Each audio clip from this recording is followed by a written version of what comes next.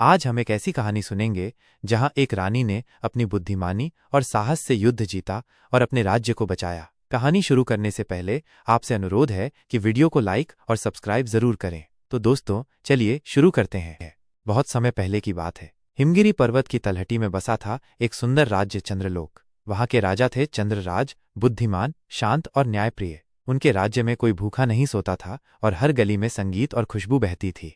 पर चंद्रराज का दिल अकेला था। उन्होंने विवाह नहीं किया था क्योंकि उन्हें एक ऐसी रानी चाहिए थी जो सिर्फ सुंदर न हो बल्कि समझदार, साहसी और करुणामयी भी हो। एक दिन जब चंद्रराज एक गांव का भ्रमण कर रहे थे, उनकी नजर पड़ी एक साधारण वस्त्र पहने युवती पर जो गांव के बच्चों को पढ़ा रही थी। उसका नाम था सुरवली। उसकी आंखों में चमक थी और शब्दों में गहराई। उसने राजा को पहचान तो लिया पर घबराई नहीं। उसी आत्मविश्वास ने चंद्रराज को प्रभावित किया।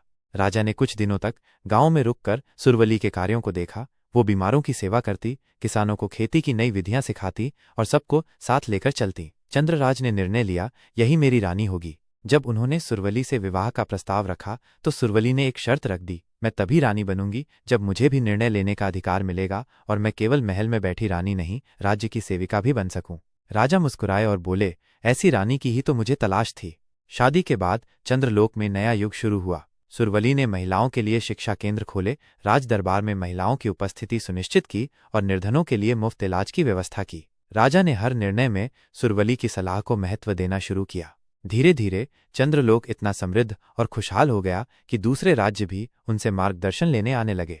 पर एक दिन बुरे समय का बादल मंडराया। पड़ोसी राज्य धूमगिरी के राजा ने चंद्रलोक पर आक्रमण कर दिया। चंद्रराज घायल हो गए। सुरवली ने हार नहीं मानी। उसने खुद मोर्चा संभाला। उसने महिलाओं, युवाओं और किसानों की एक सेना खड़ी की जिनके पास हथियार नहीं थे लेकिन हौसला था।